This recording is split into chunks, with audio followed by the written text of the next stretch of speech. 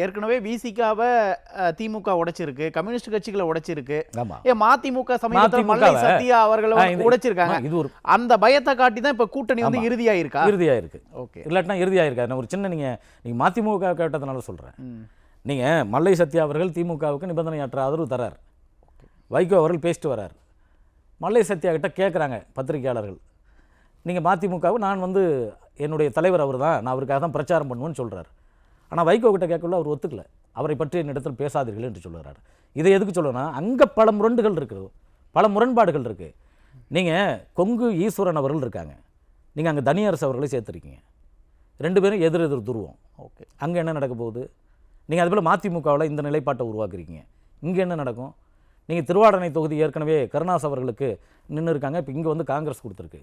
அங்கெல்லாம் பல முரண்பாடுகள் வரும். நீங்கள் இன்றைக்கி ஒரு இது பார்த்தேன், யாரெல்லாம் அறிவாலயம் பக்கம் போகிறாங்களோ அவங்களெல்லாம் கூப்பிட்டு ஒரு தொகுதி கொடுத்துட்றாங்களாம். அப்படி ஒரு கமெண்ட் ஒன்று பார்க்குறோம். இப்படி போகிறவங்க வர்றவங்களெல்லாம் கூப்பிட்டு நீங்கள் வந்து கூட்டணிகளை சேர்க்கணுன்ற பேரில் எல்லாருக்கும் ஒரு தொகுதி 2 தொகுதியை கொடுத்துட்டீங்க. ஆனால் களத்தில் அது வந்து வேறு விதமாக எதிரொலிக்கும். இல்லை, இப்போ களத்தில் எதிரொலிக்காது அப்படின்னா, இப்போ கூட்டணி கட்சிகளோட கணக்கு வந்து திமுக நினைக்கிற கணக்கு எதிரொலிக்கா அப்படின்னா, இப்போ என்ன கணக்கில் தான் திமுக கூட்டணி அமைச்சிருக்கு சார்? அவன் எந்த மருந்தை தின்னாவது பித்தம் தெளியணும் என்று அலைகின்ற நோயாளியை போல தான்.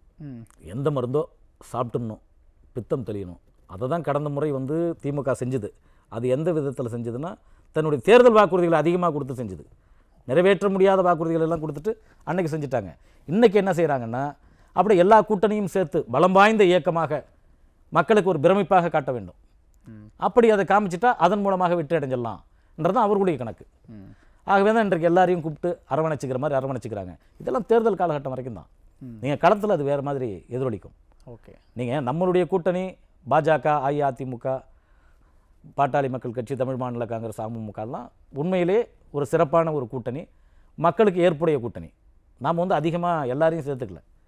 மக்களுடைய நலன் சார்ந்த இயக்கம் நம்ம இருக்கோன்றது மக்களுக்கு தெரியும். ஆனால் அங்கே அப்படி இல்லை. ஏற்கனவே அவங்களுக்கு எதிர்மறை வாக்குகள் வந்து போச்சு. நீங்கள் சொன்ன தேர்தல் வாக்குறுதிகள் நிறைவேற்றலை. மக்கள் மத்தியில் எதிர்ப்பலை இருக்குது.